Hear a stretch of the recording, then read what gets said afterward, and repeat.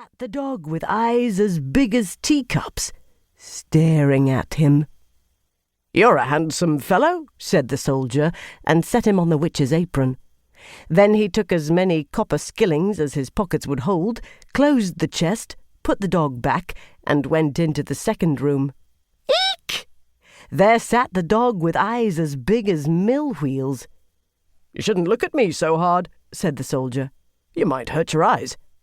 And then he set the dog on the witch's apron, but when he saw all the silver coins inside the chest, he threw away the copper coins he was carrying and filled his pockets and his knapsack with nothing but silver. Next he went into the third chamber. Oh, how hideous! The dog in there really did have eyes as big as round towers, and they were spinning around in his head like wheels. "Good evening," said the soldier, and doffed his cap, for he had never seen a dog like that before. But after he'd looked at him for a while, he thought to himself, "All right, that's enough," and he lifted him onto the floor and opened the chest. Good Lord, there was a lot of gold! Enough to buy all of Copenhagen and every single sugar pig sold by the cakewives and all the tin soldiers, whips, and rocking horses in the whole world. Yes, there was certainly plenty of money. So the soldier threw away all the silver coins that filled his pockets and knapsack and took the gold instead.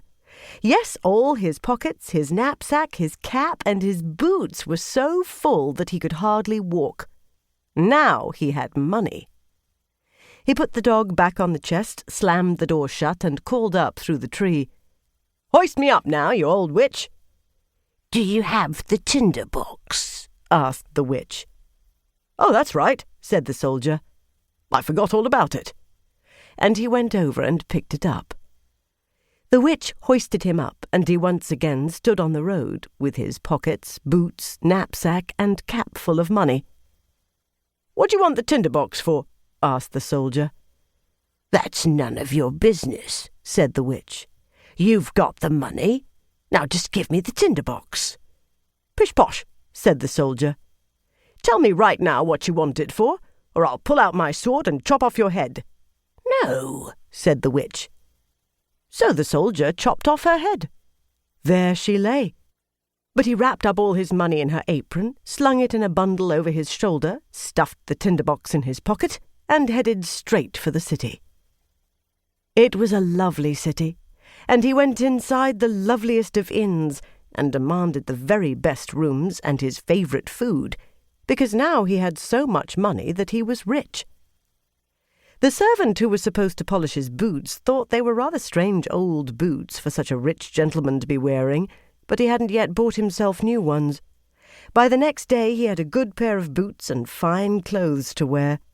The soldier was now a distinguished gentleman, and the people told him about all the splendid things to be found in their city, and about their king, and what a charming princess his daughter was. "Where might I catch a glimpse of her?" asked the soldier. "It's impossible to catch a glimpse of her," they all said. "She lives in an enormous copper palace surrounded by dozens of walls and towers. No one but the king dares visit her, because it was foretold that she would marry a simple soldier, and that certainly did not please the king." "She's someone I'd like to see," thought the soldier, but that wasn't possible.